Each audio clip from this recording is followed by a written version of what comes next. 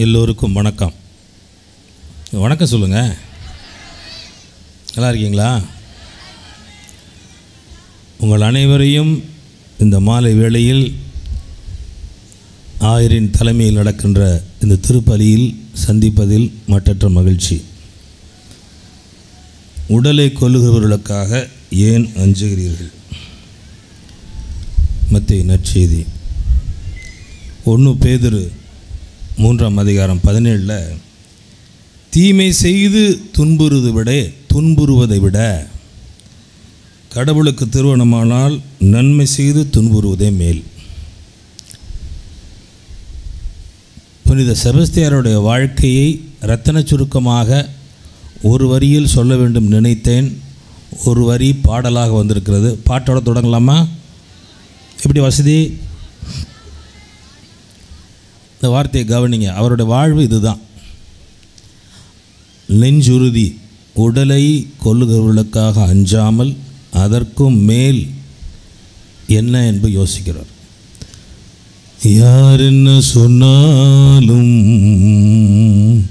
உனை பிரியேன், நான் உனை விட்டகலேன். யார் என்ன சொன்னாலும் உனை பிரியேன், நான் உனை விட்டகலேன். யார் என்ன சொன்னாலும் உனை பிரியேன், உனை விட்டகலேன். யார் என்ன சொன்னாலும் உனை பிரியேன், உனை விட்டகலேன். யார் என்ன சொன்னாலும் உனை பிரியேன், யார் என்ன செய்தாலும் உனை விலகேன். யார் என்ன சொன்னாலும் யார் என்ன செய்தாலும் உனை பிரியேன் இறைவா.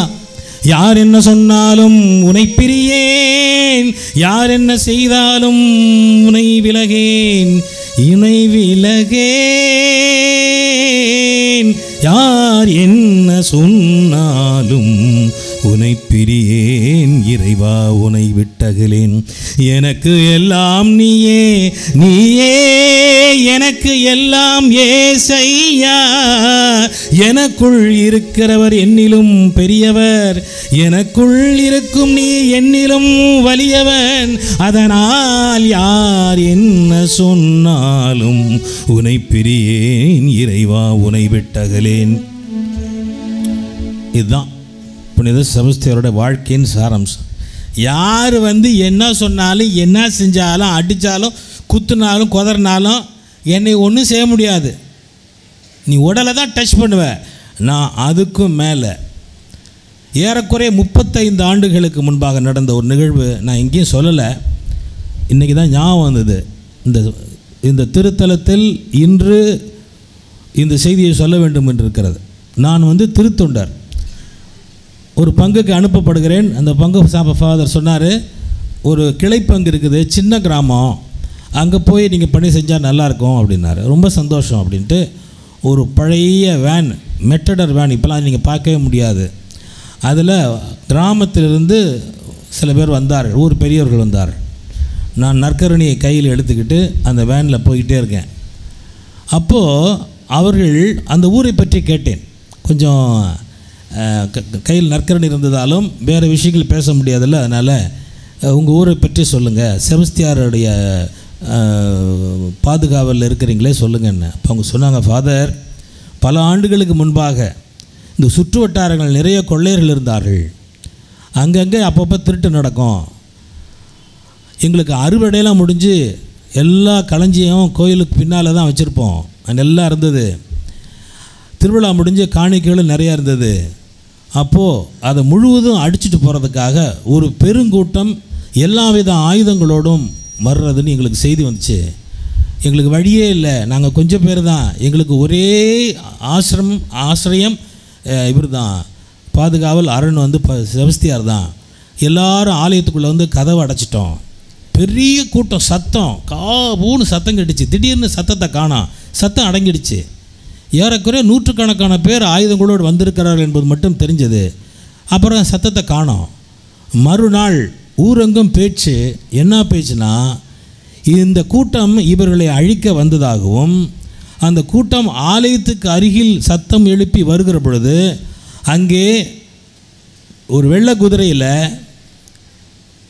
வெள்ளை வெளையரென்று உருவத்தில் ஒருவர் நின்று கொண்டிருந்ததாகவும், அவருக்கு பின்னால் மிகப்பெரிய படை நின்று கொண்டிருந்ததாகவும், அவர்கள் பார்த்து என் பிள்ளைகளை நீ கையை வைக்க முடியாது என்று இப்படி கையை வச்சு சொல்ல மாதிரியும் அதை பார்த்து அவர்கள் ஓடி போனதாகவும் அந்த செய்தி இது நாள் வரை அங்கே இருக்கிறது. எனக்கு அது ரொம்ப ஆச்சரியமான, சும்மா தான் கேட்டேன், இவ்வளோ பெரிய செய்தியை சொன்னார்கள். அப்போ நான் மனசில் நினச்சேன், இந்த மக்கள் இவ்வளோ பெரிய நம்பிக்கையை இந்த புனிதர் மீது வைத்திருக்கிறார்கள், ஒருவருக்கும் ஒரு கீறல் கூட ஏற்படாமல் அவர்களுக்கே தெரியாமல் அவர்கள் பாதுகாக்கப்பட்டிருக்கிறார்கள். இவ்வளோ பெரிய நம்பிக்கை இருக்கிறது.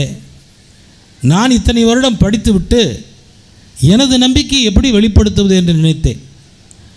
அப்போ அவங்க சொல்கிறாங்க, அப்படிப்பட்ட ஊர் சாமி, இப்போ பாருங்கள் வறட்சியில் இருக்குது, மழை பெஞ்சு 7 வருஷம் ஆச்சு. அப்படி தான் பின்னால் சைடில் பார்த்தா நிலமெல்லாம் வெடித்து கிடக்குது, எல்லாம் கரிஞ்சு கிடக்குது. 7 வருஷமாக இல்லை, மழை இல்லை, ரொம்ப கஷ்டப்படுறோம், சாப்பாட்டுக்கே கஷ்டப்படுறோன்னு சொன்னாங்க. அந்த மக்களது நம்பிக்கையை பார்த்து எனக்கு சடார் என்று ஒரு மின்னல் உள்ள சொல்லு அப்படின்னு நான் உடனே சொன்னேன், இன்று வழிபாடு நடக்கும், நற்கரணை ஆண்டவரை நான் வைத்து ஜெபம் செய்வேன், அது முடிந்து நீங்கள் இல்லங்களுக்கு போகிற பொழுது நனைந்து கொண்டு தான் செல்வீர்கள் என்று சொன்னேன். ஏன் சொன்னேன், எதுக்கு சொன்னேன்னு எனக்கு தெரியாது, சொல்லணும்னு தோணுச்சு, நான் சொன்னேன். அவங்க என்னை ஒரு மாதிரி பார்த்தாங்க. போய் இறங்கியாச்சு. 6:30 மணிக்கு வழிபாடு நடக்குது. 7வது 7:30வது 7:45 8 மணிக்கு நான் அதை முடிக்க வேண்டும். நற்கரணையெல்லாம் கொடுத்து முடிஞ்சாச்சு. 8:05க்கு நன்றி சொல்லி எல்லோரும் வெளியில் போகிற நேரத்துக்கு தடன்னு இடி மின்னல். நீங்கள் நம்ப மாட்டீங்க, மழை கொட்டுன்னு கொட்டுச்சு, கொட்டுன்னு கொட்டுச்சு. பெருமழை, வெகு நேரம் மழை நிற்கிற பாடு இல்லை. நான் சொன்ன மாதிரி மக்கள் நனைந்து கொண்டே போனார்கள். போய் யாரும் வெறுங்கையோடு வரல. திரும்பி வரும்போது என்ன கொண்டு வந்திருப்பாங்க, நான் சாப்பிட்றதுக்கு விதவிதமாக கொண்டு வந்தார். பிரியமானவர்களே, இது வாழ்க்கையில் மறக்க முடியாது. நான் எங்கேயும் சொல்ல, இன்றைக்கி நினைவுக்கு வந்ததை நான் சொல்லுகிறேன். அந்த நாளிலிருந்து என்னை அவர்கள் கண்மணி போல் பாதுகாத்தார்கள். ஒவ்வொரு நாளும் ஒவ்வொரு வீட்டிலேருந்து சாப்பாடு, காபி, டீ எல்லாம் வந்து. இன்று யோசித்து பார்த்தால் இந்த செபஸ்தியாருடைய வாழ்க்கை வரலாறை படித்த பிறகு என் மனதுக்கு என்ன தோணுச்சுன்னா, இவருடைய திருவுருவ சுருவங்களை எங்கே வேணாலும் பாருங்களேன், குறிப்பாக கேரளாவில் போய் பாருங்கள், ரொம்ப அழகாக இருக்கும். வாட்ட சாட்டமான மனுஷன். எங்கேயும் ஒரு சொங்கி செபஸ்தியாரை நீங்கள் பார்க்கவே முடியாது, ஒரு டுபுக்கு செபஸ்தியாரை நீங்கள் பார்க்க முடியாது. ஆள் அப்படி வெல் ஷேப்டு பாடி, வாட்ட சாட்டமாக அப்படி மசிலாம் படைச்சு. 3 விஷயங்கள் எனக்கு சிந்தனைக்கு வருது. ஒன்று என்ன, அவர் தனது உடலை பாதுகாத்தவர். அதனால தான் இன்றைக்கி நம்ம அவரை வந்து விளையாட்டு வீரர்களின் பாதுகாவலர். உடலை பாதுகாத்தவர். கட்டுமஸ்தாக உடலை வைக்க வேண்டும். நம்ம சொல்கிறோம் உடல் பரிசுத்தாவியின் ஆலயம்னு சொல்கிறோம். ஆனால் நம்ம எத்தனை பேர் உடம்பை கவனிக்கிறோன்னு பாருங்கள். நம்மளே பார்த்துக்க, அக்கம் பக்கத்தில் பார்த்துக்க, அப்படியே நம்மளையும் கொஞ்சம் பார்த்துக்குங்க எப்படி நம்ம உடம்பை வச்சுருக்கோன்ட்டு. நான் பார்த்து ஞானஸ்தானம் கொடுத்து வளர்ந்த பசங்க பொருளையெல்லாம் தொந்தி வச்சுக்கிட்டு பப்பரக்கான் இருக்கான். நம்ம கல்யாணம் வந்துருச்சு, ஒரு குழந்தை பெற்ற உடனே உருளுது, பேரல் மாதிரி உருளுது, அப்படி தட்டி விட்டால் உருடும் போல். 1ஆம் கிளாஸ் 2ஆம் கிளாஸுக்கு இன்றைக்கி ஸ்கூலுக்கு பள்ளிக்கூடங்களுக்கு போய் பார்த்தீங்கன்னா ஒபிசிட்டி எல்லாம் உருண்டையாக இருக்குது. நல்ல கட்டுமஸ்தான குழந்தைகளையோ இளைஞர்களையோ மனிதர்களையோ பார்ப்பது அரிதாக இருக்குது. எல்லாம் வளர்த்து வச்சுருக்காங்க, கிலோ கணக்கில் தாண்டி எல்லாம் உருட்டி விடலாம். உடலை கவனிக்கிறவர்கள் இன்று இல்லை. ஏன், நமது உணவு பழக்க வழக்கங்கள் என்ன நான் சொல்லி தெரிவதில்லை. எதையும் தின்ன துணிந்து விட்டோம். எங்கோ அமெரிக்காவிலோ ஐரோப்பாவிலிருந்து எவனை அதை முடிவு செய்கிறானோ அதை நாம் சாப்பிடணும், அதுதான் சரி என்று நினைக்கிறோம். இப்போ உடலை நாம் கவனிப்பதில்லை. செபஸ்தியார் உடலை நன்றாக கவனித்தார். அதனால தான் அவர் இத்தனை ஆண்டுகளாகி எங்கள் சுருவத்தை பார்த்தாலும் சூப்பராக இருக்கும். 2வது, உடல் சவுண்டு, மைண்ட் இன்ன சவுண்டு பாடின்னு சொல்லுவாங்க. நீங்கள் உங்கள் உள்ளம் உறுதியாக இருக்கணும், உடம்பு கரெக்டாக இருக்கணும். நோஞ்சா உடம்புக்குள்ளே உறுதியான மனசு இருக்காது, ஆன்மாவும் இருக்காது. அப்புறம் நமக்கு நிறைய பேருக்கு உடம்பு அவுட்டு, ஆனால் அவருக்கு ஸ்ட்ராங்கு. 2வது, அவரது உள்ளம் எவ்வளவு உறுதியானதுன்னா ரொம்ப தெளிவாக இன்றைய வாசகத்தில் சொன்னது தான் அவரும் சொல்கிறாரு. நீ என்னை எதுவுமே செய்ய முடியாது, அடிப்பியா உதைப்பியா, எனக்கு உடலை கொள்றதை பற்றி நான் கவலைப்படுறதில்லை, நான் வல்லமையானவன். எப்படி அந்த வலிமை இவருக்கு வந்தது நல்லா தெரிஞ்சுக்கங்க. தீமை செய்து துன்புறுவதை விட நன்மை செய்வது, நன்மைக்காக துன்புறுவது மேல் அதில் ஒரு உறுதியாக இருந்தார் அவர். நான் நன்மைதான் செய்வேன், உண்மைதான் சொல்வேன், நீதிக்காக நிற்பேன், இயேசுவுக்கு சாட்சியாகத்தான் இருப்பேன், அதுக்காக நீ என்ன செஞ்சாலும் எனக்கு பயம், அச்சமில்லை. உடல் உறுதி, மனசு உறுதி. வரலாறுகளை படித்து பார்த்தால் அப்படி சதக் உடம்பு ஃபுல்லாக அடிச்சிருக்கான், அம்பு ஃபுல்லாக அம்பு. நம்ம ஸ்டைலாக ஒரு 4 அம்பு 5 அம்பு மட்டும் இப்படி காட்டுறோம் இல்லைங்களா? அதுவும் தங்கத்தில் குத்தி வச்சுருக்காங்க. தங்கத்திலலாம் அவங்க அம்பு அடிக்கலை, உடம்பு ஃபுல்லாக அம்பான். அத்தனை அம்பை வாங்கி கொண்டு அவர் பிழைத்து கொடுக்குறார். மறுபடியும் அவர் அப்போ பாருங்களேன், அடித்து இவ்வளோ மனம் உறுதி சிதையவே இல்லை, கொஞ்சம் கூட உறுதி சிதையாமல் அவர் இருந்தார். அதிலிருந்து வந்த சக்தி தான் ஆன்மீக சக்தி. அப்படின்னா கிறிஸ்தவனுக்கு மரணத்தினால் வாழ்க்கை மாறுபடுகிறது முடியாது. உடல் எத்தனை அழிப்ப நீயே அழிச்சிக்க, உடல் மட்டும் நினைச்சியா நீயே கிடையாது. அதுக்கு மேலே நாங்கள் நித்தியத்துக்கும் வாழக்கூடியவர்கள், நிரந்தரமானவர்கள், நேற்றும் இன்றும் என்றும் நாங்கள் வாழ்வோம். ஏன்னா நான் நம்புகிற கடவுள் நேற்றும் இன்றும் என்றும் வாழ்கிற கடவுள். பார்த்தீங்களா? அதான் பெரிய வியாழக்கிழமை என்பதை ஒரு வார்த்தையில் சொல்லணும்னா எல்லோருக்கும் அன்பு, லவால். பெரிய வெள்ளிக்கிழமை ஒரே வார்த்தையில் சொல்லணும்னா எல்லாரையும் மன்னிச்சிரு. உயிர்ப்பை ஒரே வார்த்தையில் சொல்லணும்னா எல்லாரும் வாழ்ந்து எல்லாரையும் வாழ வை, எல்லாருக்கும் நீ உயிர்த்திரு, அப்போ எல்லாரும் உயிர்ப்பிச்சிடலாம். ஒரு முறை ஒரு பெரிய விளையாட்டு மைதானத்தில் விளையாட்டு தொடங்கி வைக்க சொன்னாங்க. அது பேட்மிண்டன். அப்போ நீங்கள் முதல்ல அடிங்க ஃபாதர், நாங்கள் அடித்தேன். நான் அப்புறம் தொடங்கி வைங்கன்னாங்க. அப்போ ஃபஸ்ட்டு தொடங்கும்போது நான் ரொம்ப காலாச்சு விளையாண்டு இப்போ தான் லவால்னு போட்டான். என்னது லவால்? எனக்கு ரொம்ப யோசிக்காம லவால் நல்லா இருக்கே.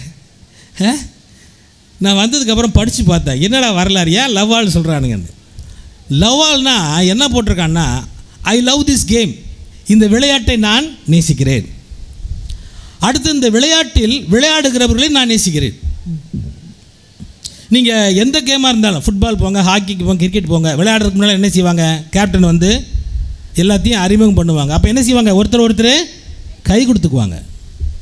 லவ்வால். அப்போ என் மனசில் நினச்சேன், லவ்வாலில் தொடங்கி எல்லா விளையாட்டையும் லவ்வாலே முடிஞ்சால் நல்லா இருக்கும்ல. நான் சொல்கிற புரியுதா? அந்த விளையாட்டில் என்ன நடந்துச்சு தெரியுமா? லவ்வாலில் தான் தொடங்குச்சு. நேரம் ஆக ஆக ஒரு டீமுக்காரன் அடித்து நொறுக்கிக்கிட்டு இருக்கான், இன்னொருத்தன் தோற்றுக்கிட்டே இருக்கான். இடையில இவனுக்கு ஒரு பாயிண்ட் வர்ற மாதிரி இருந்துச்சு, சண்டை போட்டால் ரெஃபரி சொல்லிட்டார், தப்புன்ட்டார். பெரிய கலையபுரம் கிரவுண்டில் அடி தடி. நான்லாம் போய் பார்த்து என்னெல்லாம் யார் சொன்னாலும் அவன் கேட்கலாம், அடி தடி. கேம் முடிஞ்சு போச்சு. லவ்வாலில் தொடங்கி லவ்வாலில் முடிஞ்சிருந்தால் எவ்வளோ நல்லாயிருக்குன்னு நினச்சேன். அப்புறம் யோசித்து பார்த்தேன், நிறைய இந்த நடன போட்டி, நாட்டிய போட்டி, லொட்டு லொசுக்குக்கெல்லாம் நடுவராக கூப்பிடுவாங்க. எனக்கு ரொம்ப வருத்தமாக இருக்கும்.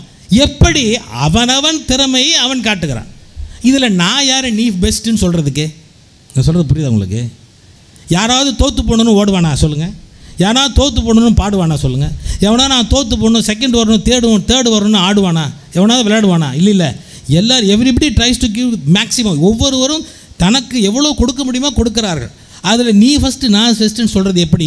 அப்போ நான் என்ன நினைக்கிறேன், ஒரு விளையாட்டு என்பது நீ விளையாட நானும் விளையாட, முடிஞ்ச உடனே கை கோத்துட்டு லவ்வாலில் தொடங்கி லவ்வாலே முடிச்சிடுவான். விளையாட்டு என்பது உடற்பயிற்சிக்கு தானே. இதில் வெல்வது என்ன இருக்கிறது? விளையாடுவதுதான் வெல்லுதல். இதை அப்படியே வாழ்க்கைக்கு பொருத்தி பாருங்கள். வாழ்க்கை என்பதும் ஒரு விளையாட்டு தான். நமது கேமை நம்ம விளையாடணும். என்னால் எந்த அளவுக்கு விளையாட முடியுமோ நான் விளையாடணும், நீங்கள் எந்த அளவுக்கு விளையாட முடியுமோ அதை விளையாடணும். ஆனால் எல்லோரும் விளையாட்டில் சண்டை போடக்கூடாது, சச்சரவு செய்யக்கூடாது. அவரவர்களுக்கு ஏற்றபடி விளையாட முடிஞ்சோன்னு போய் படுத்து தூங்கிடணும். மறுபடியும் மறுநாளும் விளையாடணும். வாழ்க்கை நாளும் காலையிலிருந்து வாழ வேண்டும். உங்களால் என்ற நல்ல காரியங்கள் நீங்கள் செய்யுங்க, என்னால் என்ற நல்ல காரியத்தை நாம் செய்கிறோம். எல்லோரும் சேர்ந்து நல்லது செய்வோம். முடிஞ்சோடனே போய் படுத்து தூங்கிட்டா எவ்வளோ நல்லாயிருக்கும். கொஞ்சம் சொல்லுங்கள், நான் சொல்கிறேன் சரியாக சொல்கிறேன்னா? அப்போது புனித செபஸ்தியாரது விழாவை கொண்டாட நாம் வந்திருக்கிறோம் என்றால் நாம் மனசில் கேட்க வேண்டிய 3 கேள்வி. ப்ராக்டிக்கலான கேள்வி. என் உடம்பு ஸ்ட்ராங்காக இருக்கா? என் உடல் ஆரோக்கியமாக இருக்கா? எத்தனை பேர் சொல்ல முடியும் சொல்லுங்கள்? என் உடலை பேணுகிறேன், எத்தனை பேர் சொல்ல முடியும்? என் உடலை பயிற்சி செய்து பேணுகிறேன், உழைத்து என் உடலை பேணுகிறேன், உணவால் என் உடலை பேணுகிறேன், உடுத்துகின்ற உடையால் என் உடலை பேணுகிறேன், என் உடலை பேணுவதற்காக நேரம் செலவழிக்கிறேன். எத்தனை பேர் சொல்ல முடியும்? ஆனால் ஆலயத்துக்கு வந்து நம்ம என்ன சொல்லுவோம்? இந்த உடல் பரிசுத்த ஆவியின் ஆலயம், உள்ளமே கடவுள் வாழும் இல்லம். என்ன இல்லைன்னா டுபுக்க இல்லத்துலேயும் நோஞ்சா இல்லத்துலேயும் கடவுள் இருக்கணுமா? என்ன நியாயம் அது? நானே திராட்சை கொடி, நீங்கள் அதன் கிளைகள். திராட்சை செடி ஸ்ட்ராங்காக இருந்ததில் கிளை இருக்கும். எனவே எல்லோரும் சிந்திக்க வேண்டியது, எத்தனை பேர் பரிசுத்தாவின் உடலாக, பரிசுத்தாவின் ஆலயமான இந்த உடலை பேணுகிறோம் என்ற கேள்வி நீங்கள் கேட்கணும். இரண்டாவது, எத்தனை பேரது உள்ளம் உறுதியாக இருக்கிறது? யார் ஸ்ட்ராங்கான ஆள் தெரியுமா? உடலில் மட்டும் உறுதியாக இருக்கிறவன் இல்லை, வாழ்வில் எந்த துன்பம், துயரம், வருத்தம், நோய் நொடி, தோல்வி எது வந்தாலும் கலங்காமல் இருக்கான் பாருங்க, அவன் தான் ஸ்ட்ராங்கான ஆள். ஒரு தடவை நான் பைக்கில் பின்னால் உட்காந்து போனேன். வண்டியை ஓட்டிகிட்டு போனவர் பெரிய ஓட்ட சாட்டம் பண்ணாலும் பெரிய கடா மூசை வண்டியை ஓட்டிகிட்டு வேகமாக போகிறார். எனக்குன்னா பையன், இந்த ஆள் போகிற போக்க பார்த்தா போய் சேருவோமான்னு தெரியலையே, வேற எங்கேயும் போய் சேர்ந்துருவோமா. ஒரு திருப்பம் வந்தது, அதில் எதுக்க வரக்கூடாது, ஒன்வே எதுக்கு வரக்கூடாது. ஒருத்தன் தப்பாக வரான், தப்பாக வந்து இடிக்கிற மாதிரி வந்தால் இவர் பிரேக்கை போட்டு பப்பான்னு ஆகிட்டார்.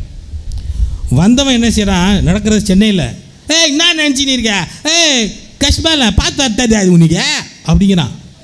தப்பு செஞ்சது அவன், ஒன்வேல வரக்கூடாது. அவன் திட்டுறான், இது மீசியை வச்சுட்டு வாட்ட சட்டம் பைக்கு ஆடுது. என்னடா பைக்கு ஆஃப் ஆகிடுச்சு ஆடுதுன்னு பார்த்தா அந்த ஆள் உதறாரு, தொடனடிங்கி கிடுக்கிட்டு ஆடுறது. நான் சொல்கிறேன், யோ நம்ம மேலே தப்பு இல்லையா, அவன் தப்பு செய்ய ஏதாவது பேசியா, அந்த ஆள் இத்தாபரி உருவம், நான் எப்படி பேசுறது? அவர் ஆடுற ஆட்டத்தை பார்த்தா டம்மி பீஸு நான் இறேன். நான் நினச்சினிருக்கேனே ராங் ரூட்டில் வந்து பேச்சார் பண்ணியிருக்கேன், அது பாட்டா அப்படின்னு நான் சொன்னதுக்கு அப்புறம் தான் மடங்கினான். நிறைய பேர் அப்படி தான் இருக்கும், ஆண்களும் சரி பெண்களும் சரி எல்லாருமே. வெளியில் பெரிய லாட்டல் லபக்கு தாஸ் மாதிரி இருப்போம். லேசாக வயிற்று வலி வந்து டாக்டர்கிட்ட போனோம், அக்கா கேன்சராக இருக்குமாக்கா. எங்கள் அத்தைக்கு அப்படிதாக்கா வந்துச்சு, 2 நாள் 1 வாரத்தில் போயிடுச்சு. ஆனால் பெரிய பிஸ்தா, டெய்லி கோயிலுக்கு வர்றதான், ஜோமால தான், அதுதான் இதுதான். ஒரு சின்ன விபத்து நடந்து நம்மளால் தாங்க முடியாது, ஒரு சின்ன தோல்வியை தாங்க முடியவில்லை. நாம் எடுக்கின்ற முயற்சி சிறிது தோல்வி அடைந்தால் நம்மால் தாங்க முடியவில்லை. எத்தனை பேர் என்கிட்ட சொல்லியிருக்காங்க, ஜோமாலை பண்ணுறது நிறுத்திட்டேன் ஃபாதர். ஏன் இந்த மாதா நான் சொன்னால் கேட்க மாட்டேங்கிறாங்க. மாதா என்ன உனக்கு வேலைக்காரியா, நீ சொல்கிறதெல்லாம் கேட்குறது, நீ செய்ய வேண்டியதை செய்யணும். அன்றைக்கி கொஞ்சம் பிள்ளைங்கள்லாம் வந்தாங்க, இப்போ எக்ஸாம் நடக்கிற நேரத்துக்கு வந்து, ஃபாதர் ஜோம் பண்ணுங்கன்னாங்க. ஜோமெல்லாம் இருக்கட்டும், படிச்சிட்டிங்களான்னு கேட்டேன். அதில் ஒரு பாப்பா சொல்கிறேன், படித்தா ஏன் அவங்கக்கிட்ட வரேன். எவ்வளோ லொல்லு பாருங்கள். நான் மனசில் வச்சுக்கிட்டு சரி அப்போ நான் என்ன பண்ணேன், மந்திரிங்க அப்படின்னா, சரி என்னத்தை மந்திரிக்கணும், எங்களை மந்திரிங்க, அப்புறம் இந்த பேனா கொண்டு வந்திருக்கும்ல அதையும் மந்திரிங்க அப்படின்னா, அப்புறம் இன்னும் 2 எக்ஸ்ட்ரா பேனா இருக்குது அதையும் மந்திரிங்க. என்ன இல்லை எதுக்கு மந்திரிக்கணும் சொல்லுன்னு. இந்த நீங்கள் எங்களை மந்திரிச்சிட்டு தலையில் தொட்டு ஜோம் பண்ணிங்கன்னா நாங்கள் படிக்காட்டி கூட கேள்வியெல்லாம் அப்படியே வரும். பேனாவை மந்திரிச்சிட்டிங்கன்னா அப்படியே மையில் வந்து எழுதிடும். சரி, அப்புறம் அந்த 2 பேனா அது டீச்சருடைய ரெட்டிங்கு பச்சைங்கு, அது எதுக்குண்ணே, டீச்சர் தானே மார்க் போடணும். இப்போ அதையும் மந்திரிச்சிட்டிங்கன்னா எல்லாருக்கும் நிறையா மார்க் வந்துடும். இப்படி தான் வாழ்க்கைங்கிற பாடத்தில் நாம் நோகாமல் நொங்கெடுக்கணும்னு நினைக்கிறான். கஷ்டப்பட்டு படிக்காமல் மார்க் வாங்கணும்னு நினைக்கிறான், உழைக்காமல் ஊதியம் கிடைக்கணும்னு நினைக்கிறான், எந்த விதமான முயற்சியும் செய்யாமல் எல்லாம் வந்து கிடைக்கணும்னு நினைக்கிறான். இதுதான் வாழ்வு. அப்போ உறுதி இல்லாத உள்ளம் கொண்டவர்கள் கிறிஸ்தவர்களாக இருக்க முடியாது, இயேசுவின் சீடர்களாக இருக்க முடியாது. செபஸ்தியார் சீடர் எப்படின்னா தில்லு, யார் என்ன சொன்னாலும் யார் என்ன செய்தாலும் உன்னை விலகேன், நான் உனது மதிப்பீடுகளை மரபுகளை கடைபிடிப்பேன் ஆண்டவர். யார் என்ன சொன்னாலும் உள்ளதான் அட்ரா அடி கொல்ல என்ன பண்ணுவேன் நீ, நான் ஜெயிப்பேன், எனக்குள் இருக்கிறவர் ஜெயிப்பார் என்பது. அப்போ ஆன்மா என்பது என்ன, கண்ணுக்கு புலப்படாத ஒன்று. எல்லாம் அழிஞ்சு போனாலும் ஒன்றே ஒன்று தான் இருக்கும். என்ன இருக்கும், நம்மளை எல்லாத்தையும் செலக்ட் பண்ணி டெலீட் பண்ணோம்னா, கம்ப்யூட்டர் தெரிஞ்சவங்களுக்கு தெரியும், ரைட் கிளிக் பண்ணி எல்லாத்தையும் செலக்ட், உடம்பு, அறிவு, ஆற்றல், படிப்பு, ஊர், பேர், கலரு, நிறம், ஹைட்டு, வெயிட்டு எல்லாத்தையும் டிலீட் பண்ணால் ஒன்று இருக்கும். என்னது கண்ணுக்கு தெரியாமல், அதுதான் ஆன்மா. நம்ம போய் சேர்ந்தோம்னா அதுதான் போகும். அது போகும்போது என்ன கொண்டு போகும் அப்படிங்கிறத உன் இதயம் இதயம் செல்வம் எங்கே இருக்குதோ அங்கே தான் உன் இதயம் இருந்துச்சுன்னா அப்போ எப்படி செல்வம் கொண்டு போக முடியுமா? சொத்து சுகத்தில் தான் உன் இதயம் இருந்துச்சுன்னா அது கொண்டு போக முடியுமா? உன்னோட பேர் புகழ் இருந்துச்சுன்னா அங்கே கொண்டு போக முடியுமா? பிரியமானவர்களே, நாம் எடுத்து செல்வதற்கு இங்கிருந்து போகிறது புண்ணியம்தான். எனவே இந்த நாளில் இந்த 3 விஷயத்தை மனதில் நிறுத்திக் கொள்வோம். 1, நாம் உடலை பேண வேண்டும். உடலை பேண வேண்டும் என்றால் வாயை கட்டணும். சும்மா கொப்புன்னு 24 மணி நேரம் தின்னுக்கிட்டே இருக்கக்கூடாது. வீட்டில் இருக்க சின்ன பிள்ளைங்க கவனிங்க, பெற்றோர்கள் கவனிங்க, கண்டது கட்டிதான் சாப்பிடாதீங்க. உடலை பேணுங்க, இது பரிசுத்தாவியினால். உள்ளத்தை பேணுங்கள், அது உறுதியாக இருக்கணும். வாழ்வில் எது வந்தாலும் தாங்கிக் கொண்டு அச்சமில்லை அச்சமில்லை அச்சமீதின் அச்சம் என்பதில்லையே உச்சி மீது வான் இடிந்து வீடுகின்ற போதிலும் அச்சமில்லை அச்சமில்லை அச்சம் என்பதில்லைன்னு சொன்னான் பாரதி. உச்சி மீது வான் இடிந்து மூலம் நில்லுங்கிறான். வாழ்வில் வாழ். இயேசுவோட வாழ்க்கை அதுதான், முழுவதும் அவ்வளோதான். சாதாரண ஒரு தச்சன், எந்த பேக்ரவுண்டும் கிடையாது, பின்னணி கிடையாது, அரசியல் பின்னணி கிடையாது, பணம் கிடையாது, பெயர் ஒன்றும் கிடையாது. ஆனால் அவர் தில்லா நின்னார். ஏன்? உள்ளுக்குள்ளே இருக்கிறது தைரியம் என்பது உள்ளுக்குள்ளே இருப்பது. எனவே பிரியமானவர்களே, மனதில் நிலைநிறுத்திக் கொள்ளுங்கள். 3 விஷயம், உடல் உள்ளம், இது 2 ஸ்ட்ராங்காக இருந்தால் தான் ஆன்மா உறுதியானதாக இருக்கும். எனவே இந்த நாளில் எல்லோரும் ஒரு உறுதி எடுத்து செல்வோம். ஒரு பாட்டோட தொடங்கின பாட்டோட முடிச்சிடுறேன். நாம் என்ன நினைக்கணும்னா, இந்த செபஸ்தியார் திருவிழாவை கொண்டாடி அவருடைய சுருவத்தை தொட்டு உம்மா கொடுக்கும்போது, உம்மா கொடுப்பீங்களா? சுருவத்தை தொட்டு முத்துவீங்களா இல்லையா? என்ன ஒன்றும் தெரியாமல் இருக்கீங்க, முத்துவீங்கள? அப்புறம் அதைத்தான் சொல்கிறேன். அப்படி முத்தும்போது அப்படி டச் பண்ணி இங்கே டச் பண்ணும்போது நினைக்கணும், இந்த முத்தம் பொய் முத்தம் கிடையாது, இந்த வணக்கம் பொய் வணக்கம் கிடையாது. நாங்கள் எங்கள் உடலை கவனிச்சுக்குவோம். வாழ்க்கையில் எந்த துன்பம் எப்படி வந்தாலும் நாங்கள் என்ன செய்வோம்? தளர மாட்டோம், கலங்க மாட்டோம். அஞ்சாதே பயப்படாதே சிறுமந்தே உலகம் முடிவரை நான் உன்னோடு இருக்கிறேன். உயிர்த்த இயேசுவை கொண்டாடி இருக்கோம். இப்போ தான் கலங்கவே மாட்டேன்னு சொல்லணும். ஆண்டவரே, இந்த உடலும் உள்ளமும் உறுதியாக இருந்துச்சுன்னா இந்த செபஸ்தியாரை போல் எது வந்தாலும் நாங்கள் இல்லம் வந்து சேருவோம்.